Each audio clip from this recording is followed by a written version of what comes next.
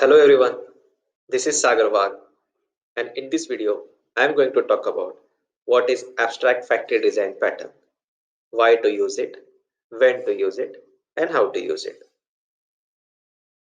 If you are here to compare factory pattern with abstract factory pattern, this video will be a good start for it. Let's take an example, try to solve it using factory pattern, see its drawbacks, and then see how abstract factory pattern solves the problem. So, the example talks about having a room which can have multiple types like standard room, premium room, and then a food package which can have standard food package and premium food package. And a consumer wants to offer a package which could be a standard package inclusive of standard room and standard food, or it may have a premium package inclusive of premium room and premium food package. Now, let's try to solve this problem using factory pattern. If you haven't seen my previous video on factory pattern, please watch it before you continue this video. Applying the knowledge from the factory design pattern, since we have two products here, a room and a food package, we'll go for creating two different factories. Starting with room factory, which exposes a method to create a room based on the package type, bed type, and view type. This method will ensure that whenever package type is standard, it will create one of the standard room based on the bed type and view. So like for example, standard room sea view or standard room king bed. Whereas it will also ensure that whenever package is of type premium, it will create room based on the bed type and view. So like premium room sea view or premium room king bed. Similarly, we will create a food package factory which can produce food packages based on the package type and the meal option.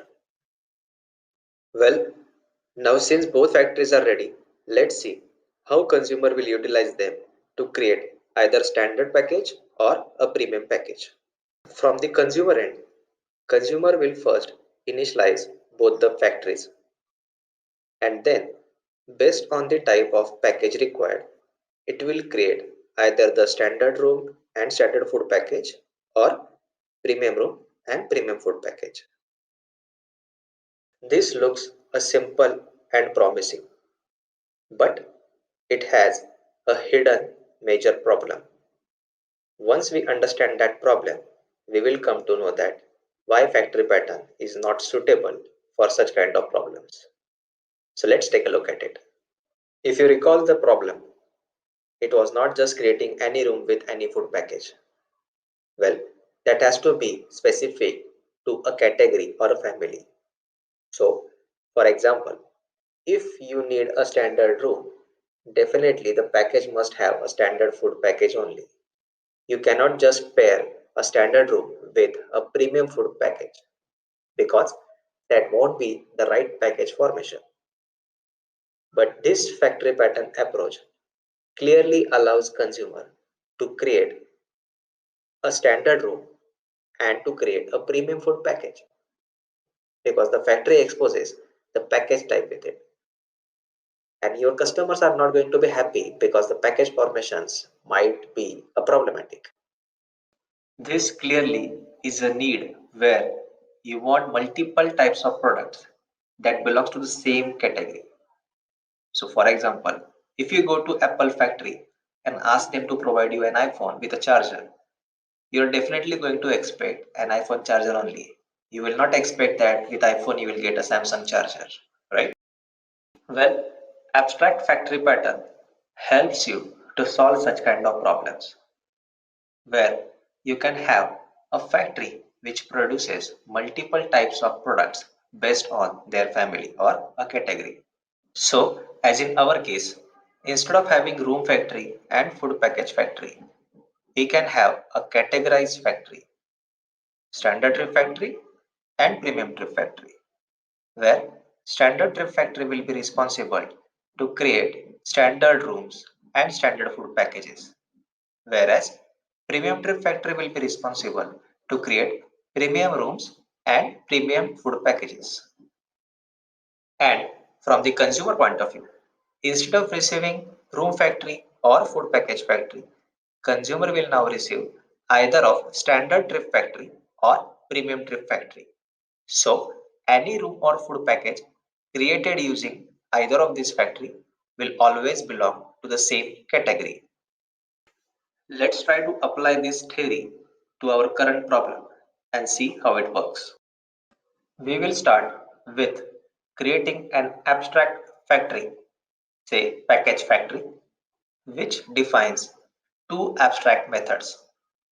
One to create the room based on the bed type or view, and the second one to create the food package based on the meal option. We will now create our first factory, standard package factory, which inherits package factory and defines the abstract method create room and create food package.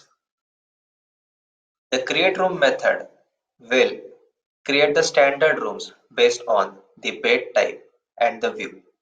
So for example, if condition A is satisfied, it will create standard room with sea view, or if the condition B is satisfied, it will create a standard room with king size bed, and so on. It will also define the create food package method, which will, based on the meal option, create either of the food package, but of type standard.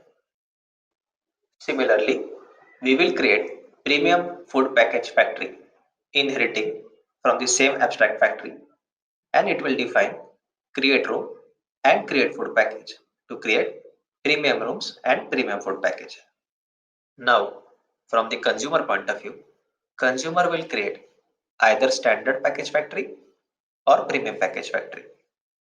So for example, if consumer creates a standard package factory, then using this package factory, whatever room or whatever food package consumer request, the room and the food package both will be of type standard only, because the standard package factory only produces either standard rooms or standard food packages.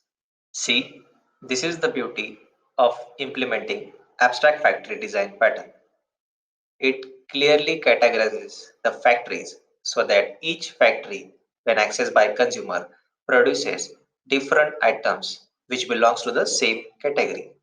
Similarly, when consumer creates a premium package factory, all the rooms and food packages that will be requested will be of type premium only. Hope this was easy to understand for you. Now let's try to note down advantages of using abstract factory design pattern. First one, user has access to a factory that produces multiple types of items belonging to the same family or same category. Second one, abstract factory pattern follows open close principle, which means you can add new factories for all new upcoming categories without affecting the client code. And the third one, user has access to a single factory than accessing multiple factories for each type in the particular category. Now, let's also see other examples where abstract factory pattern can be useful. First one, abstract factory pattern can be useful where you want to create UI controls based on various themes. So for example, you can have a factory which creates UI controls in a traditional way, whereas you can have another factory which creates the same UI controls but with materialized styling. Second example is where you want to create multiple stores on a cloud. So like cache store, persist store or session store. And you can have multiple factories like Azure factory creating these types of stores on Azure cloud, whereas AWS factory creating same types of store on AWS cloud. If you are still confused about when to use abstract factory pattern, this is the question which you should ask to yourself. Do you have a use case where you want to create multiple types of items where each of these items relate to the same family or same category? So for example, if you are requesting for Ola ride and then your follow-up requests are with the payment options or multiple offers for that ride, definitely you are going to expect all those offers and the payment options also belong to Ola and not to Uber. If the answer to this question is yes, you should use abstract factory pattern. Well, that's it. I hope this was helpful and now you understand abstract factory pattern. I request all of you to read more and more about this pattern and try to get in-depth hands-on so as to get better and better. This is Sagarwal and I am here to explain design concepts in as simple way as possible. Hope Optimus Growth channel helps you to grow and let you grow the others. Please subscribe for all upcoming videos and do share them with all of your friends.